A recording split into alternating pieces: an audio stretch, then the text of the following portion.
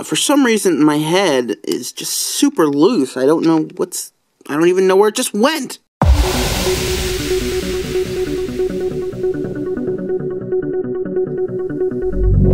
Hey everyone, how's it going? This is Kyle from the TF Review, and today we're going to be taking a look at Generations Combiner Wars Deluxe Class Skydive. Now, Skydive is another jet in the team that will eventually become Superior.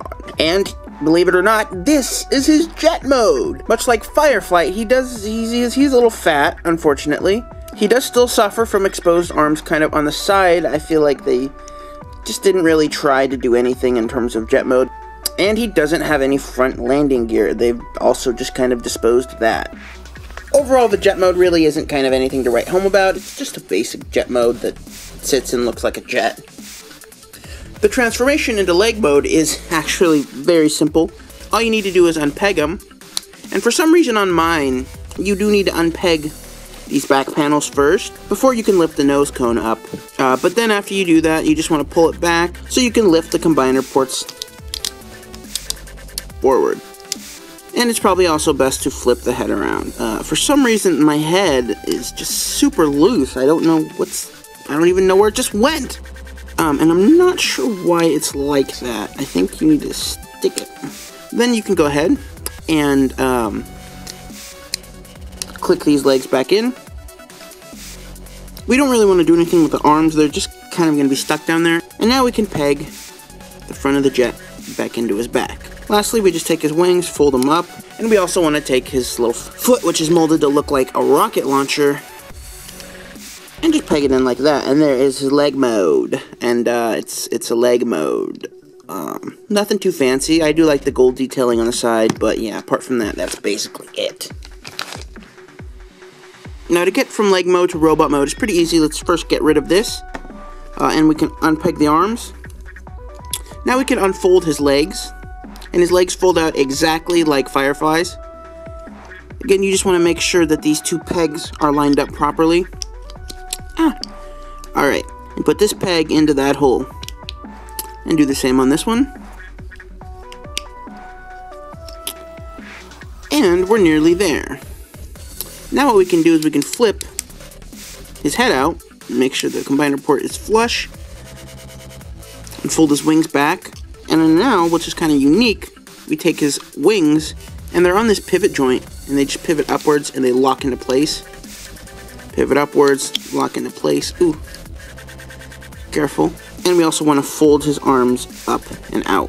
And there he is in his robot mode. Now, if you want, you can take his wings and fold them out. I kind of like it like this because it diversifies him just a little bit from the bunch. Because he's really similar to Firefly, and he's going to be very similar to Air Raid when that eventually comes out. And yeah, he's predominantly just red and black. He's got the Autobot logo right there. Nothing too fancy.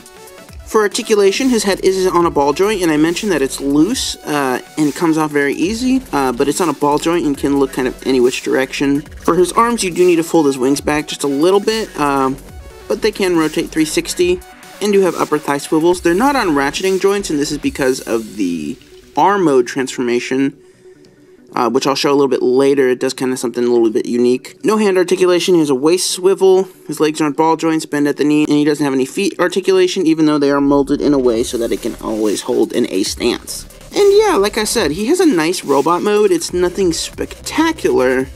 I like it because I love black, gray, and red together. I forgot to also mention that he does come with a double-barrel blaster, and if you want, you can peg this in his hand. It's mostly almost all hollow underneath, so it's pretty light and flimsy and kind of weak feeling. Lastly, now, to get into his arm mode, we want to figure out how to get this gun out. We can take his legs and just peg them together. We also want to spin his feet around so that the wings are now facing forward. Then we need to turn him around, and his arms, I mentioned he has kind of a unique arm transformation. We get him, and his arms do actually peg. Let's see, you'll notice there's a little groove right there. They peg into the wings, which I do like. Just want to fold the arms down, fold them up, and then they will peg. Wait, there we go. And they do hold them into place really nicely.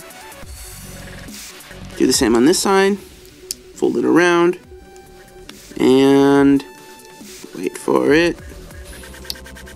And there he goes. Now his arms are pegged into place. Lastly, you can take his head, fold it around, flip it down. Then you want his wings to be folded up forward. Then you can take his handpiece and plug it in. And there he is in arm mode. And he's got kind of a nice looking arm mode, actually. I kind of like it. And that basically does it for Skydive. He is natively the right arm of Superion, but just because I have it like this, you know, he does look great. And once again, this, you know, reaffirms my thought that I really like the arm modes a lot better than I like the leg modes. I think the arm modes are actually a lot of fun and look really good. The leg modes are just kind of disappointing. I'd appreciate it if you liked, comment, tell me what you think. What do you think of Combiner Wars, and what do you think of Skydive? Be sure to follow me on Twitter at the TF Review and like me on Facebook on at the TF Review, and I will see you all in the next video.